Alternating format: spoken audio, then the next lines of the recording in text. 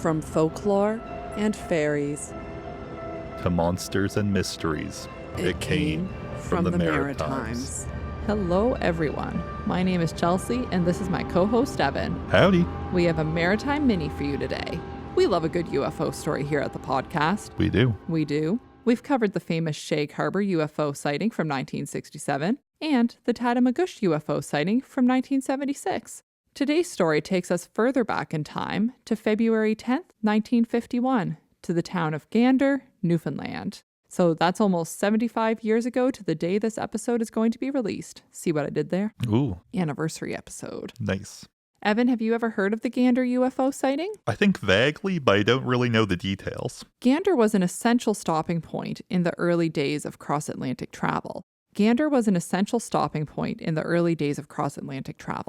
It served as the fueling point for planes making the long journey across the Atlantic Ocean, back before they were able to hold enough fuel to make longer treks without the stops. That meant the airspace above Gander was extremely busy. On February 10th, 1951, at 4:30 a.m. Newfoundland Standard Time, a U.S. Navy transport aircraft, Flight 125, was en route from Iceland. It was approximately 150 kilometers away from Gander when it reported it had almost collided with an unknown flying object, at least 300 feet in diameter. Big. Huge. The pilot and co-pilot had been monitoring an unknown aircraft they had spotted that had glowing lights hovering at about 1,000 feet above the ocean. They had been observing its course for about 4 to 5 minutes when they decided to alert the crew, even though they still weren't certain what it was. As soon as they alerted the airplane crew to its presence, the UFO swiftly changed its course, charging straight towards the plane, almost as if they had been listening in. They estimated it was moving over 1,000 miles an hour based on how quickly it approached. That is very, very fast. Right? We're dealing with a very big, very fast aircraft. That is just very, very fast. That is over the speed of sound. Oh yeah, very quick. Just as the aircraft was about to hit Flight 125, it turned abruptly. And at that point, they could see it was a reddish-orange color, and the aircraft was shaped like a circular disc. The UFO sped away at triple the speed it had been moving previously, and the pilots lost sight of it over the horizon a few moments later. That's sorry, I'm a little distracted. I'm Googling the fastest plane has ever gone, and apparently the fastest is over 7,000 miles per hour. So I'm a little flabbergasted all around right here. I'm sorry. That's it. Evan's learning a lot today. So the passengers on the plane were shocked, and they all ducked down as it approached.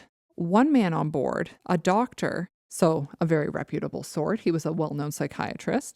When the co-pilot asked him what he thought he had seen, the doctor responded, "It was a flying saucer, but I didn't look at it because I don't believe in such things." That's great.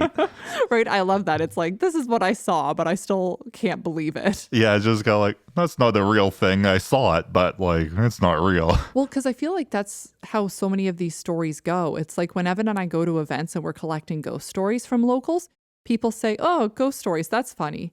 I've never seen a ghost, but I saw a gargoyle in my parents' backyard when I was a kid." And it's like, well, you've seen something supernatural, but people are so unwilling to kind of come to terms with it. To clarify, a living, moving gargoyle, not just a stone statue. Yes, exactly. So some theories that the Air Force seemed to be pushing at the time were that this wasn't any sort of aircraft, but it was simply an optical illusion created by the reflection of the moon on the water. The Air Force also suggested it could have been a meteor, resulting in that reddish-orange color, or the Aurora Borealis, which that kind of reminds me of that Simpsons episode. Yeah. The Aurora Borealis at this time of year in your kitchen. Yeah, it's happening entirely in your kitchen. It's like, yes. It's like, can I see? No. Right? So they seem kind of like a stretch. Yeah.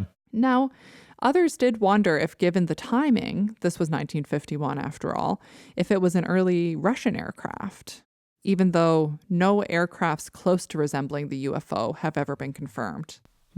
So there are reports which I cannot access because, shockingly, they don't give podcasters free reign of this info. Weird. I know. But apparently these reports confirm that the object was actually tracked by ground radar that night, which would dismiss the theory that it was simply the moon's reflection. So according to the co-pilot in a report he gave, line ground radar in Goose Bay, Labrador, tracked the UFO as coming within 5 miles of Flight 125. Was this Gander UFO simply an optical illusion? Now, witnessed by over a dozen people? I don't think so. Maybe, yeah. Or was it a true UFO sighting? You'll need to decide for yourself, but personally, I want to believe. Evan, what do you think? I mean, now that I've come over the shock of how fast things can move, I don't know what to think, but it sounds like it was something, right? It does. It came from the Maritime's official statement on the 1951 Gander UFO sighting. It sounds like it was something. Am I wrong? We don't like to commit too hard. It sounds like it was something, but it could be nothing. Official statement.